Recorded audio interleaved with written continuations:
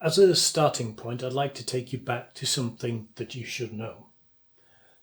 For example, if I wrote 10 times 10, then this is 10 squared.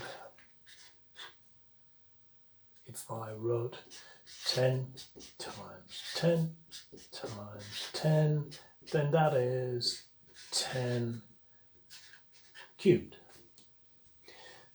This number we tend to call a power. Another name for this power is an index, and the plural of index is indices. So that just sets where we're starting from. What I'd like to look at first of all is the topic of multiplication. So we need to work with a consistent base number, and in this case I'll take 5. So if we had 5 squared times 5 to the power 3, and try and keep up and use the language, 5 squared, 5 to the power of 3, or 5 to the power 3, then this means, this particular part is 5 times 5 times, this one is 5 times 5 times 5.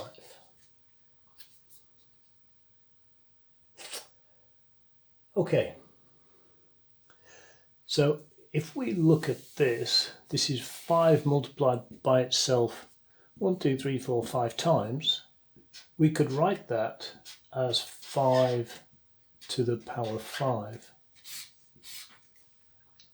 And if we come back to where we started, instead of having to write all of this out, we can spot a simpler route. 5 squared times 5 to the 3 is the same as 5 to the 2 plus 3. So when we're multiplying, we add the indices, and that will give us the answer 5 to the power 5.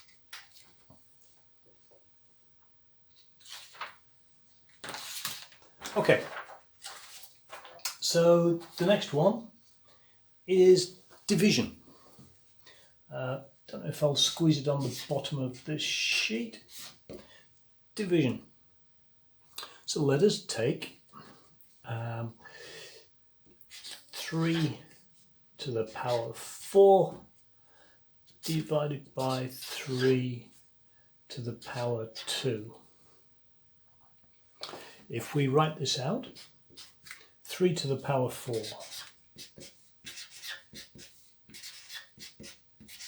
which is 3 multiplied by itself 4 times, and on this one 3 squared, that's 3 multiplied by itself twice. At this point we can use the basics of mathematics and arithmetic, and we can cancel 1 from the bottom, 1 from the top, 1 from the bottom, 1 from the top. And that leaves us with 3 times 3. 3 multiplied by itself is 3 squared. So here is the initial statement, and we've gone through this rigmarole to finally come to this. With a little bit of common sense, we can take this and work across the bottom. I wouldn't normally.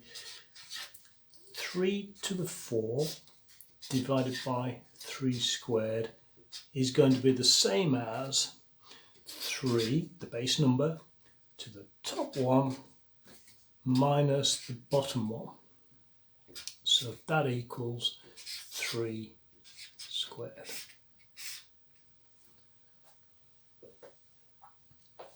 Okay, so that's 2 rules that we have, one for multiplication and one for division.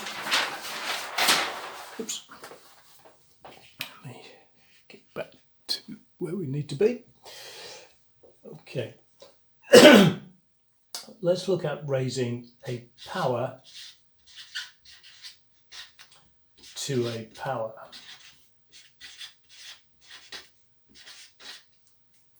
What does that mean?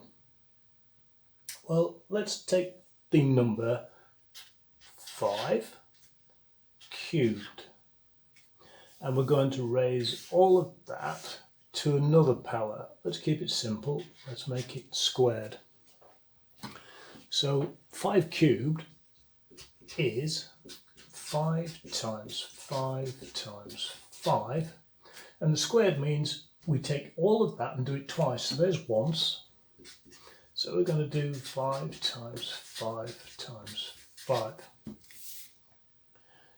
That's literally what that means. And here we have 5 multiplied by itself 6 times. So that's 5 to the power 6. Well, once again, we can come up with a rule for this. And the rule is quite simple. We would go from 5 to the power 3 raised to the 2. We would write 5 and we multiply these two indices together. 5 to the 3 times 2 equals 5 to the 6. So there is the rule for dealing with powers. Let's move on to the next law or rule, and this is a zero index. Sometimes we end up where this number is a 0. Let's do such an example now. Let's use the number 2. So let's say 2 to the power 3 divided by 2 to the power 3. We could write all the numbers out. 2 times 2 times 2 divided by 2 times 2 times 2. And we could then cancel, and everything on the bottom cancels with everything on the top. We haven't got nothing left, we've got 1 left. 2 goes into 2 once, 2 goes into 2 once, 2 goes into 2 once. 1 times 1 times 1 is 1. Okay, so let's just take that one tiny little bit further. If we come back to this, 2 cubed over 2 cubed, we would say 2 to the 3 minus 3, and what I've done is I've applied the previous law of division. 2 to the 3 minus 3 is 2 to the 0. And we already proved a moment ago that the answer to that is 1. So the answer is 1. The fact remains that anything raised to a power 0 will be 1. For example, I could have 52 to the power 0. The answer is 1. 1096 to the power 0 is 1. 0.2 to the power 0 is 0.2. Anything raised to the power 0 is the number itself. Just rewind that. 0.2 to the power 0 is 1. 0.2 to the power 0 is 1.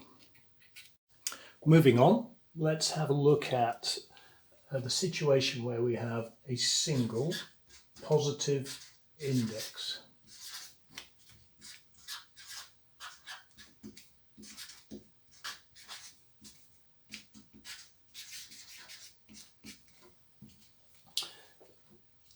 Single positive index, basically meaning 1. Let us take an example.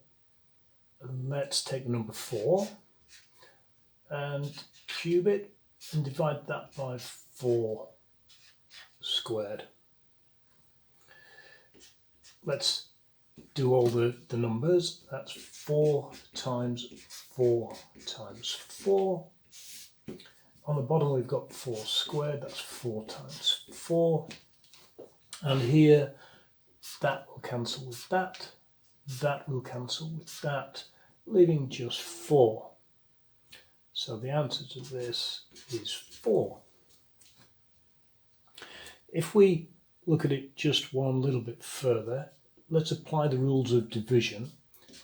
4 to the 3 over 4 squared is 4 to the 3 minus 2.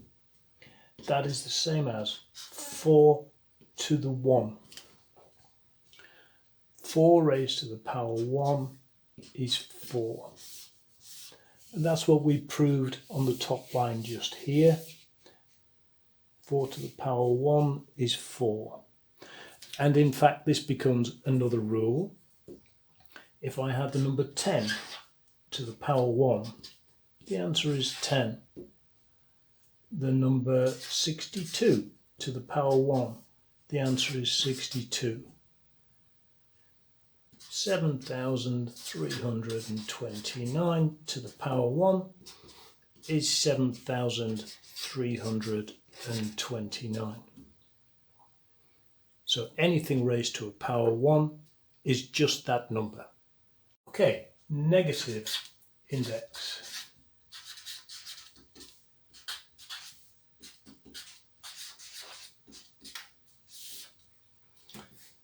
So a negative index. Let's take a simple example.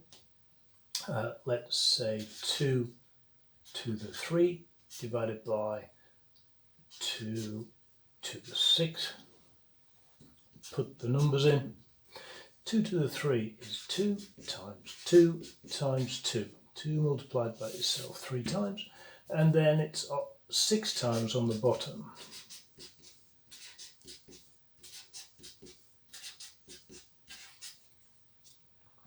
At this point, we can do some cancelling. 2 goes into 2 once, 2 goes into 2 once, 2 goes into 2 once. So 1 on the top, and 2 times 2 times 2 on the bottom. 1 on the top, 2 times 2 times 2, which is the same as 1 over 2 to the power 3. Okay. So that's correct at the moment. But if we were to use the laws of indices at this point, particularly the division rule that we created earlier, let's bring this down. 2 to the 3 over 2 to the 6 is the same as 2 to the 3 minus 6. 3 minus 6 is minus 3, so that's 2 to the minus 3. So this is correct also.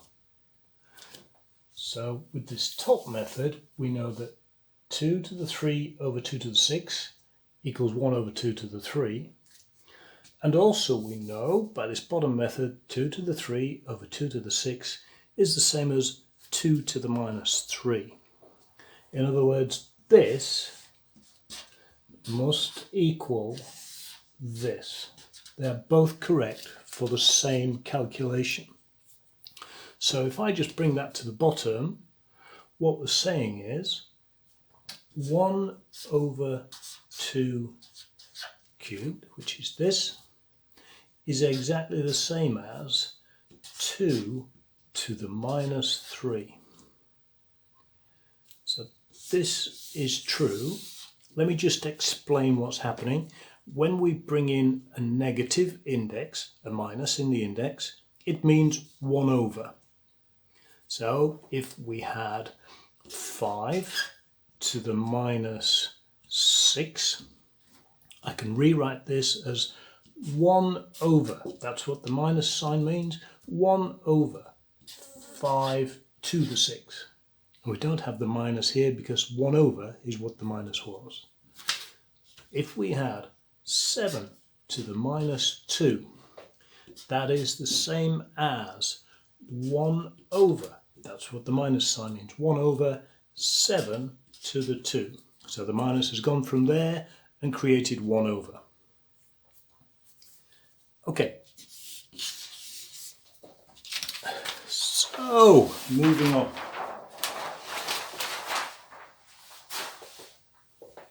Just move all my paper out of the way.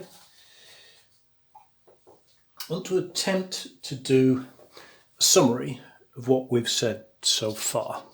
I'm going to start in the middle of the sheet.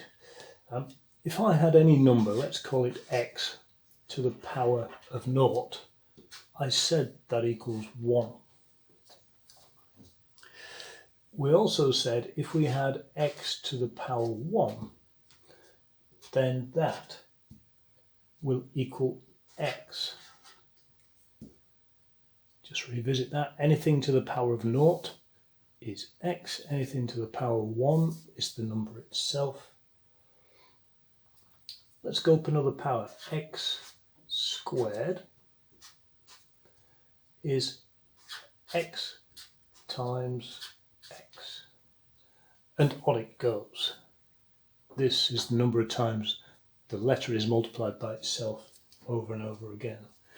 If we start to come down here, let's turn into a negative index. X to the minus 1 is 1 over x.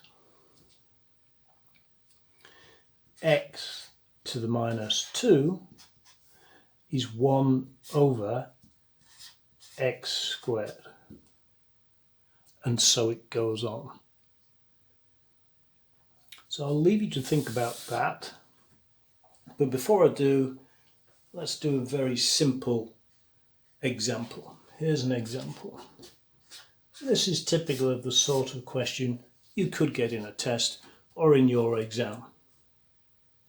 Let's have 10 to the power 5 times 10 to the power 3 divided by 10 squared. Solve that, leaving the answer with an index. And what you're going to do is take your base number. When we're multiplying, 5 plus 3. When we're dividing, we subtract minus 2. So your answer is going to be 5 plus 3 is 8, minus 2 is 6. 10 to the 6. There we go.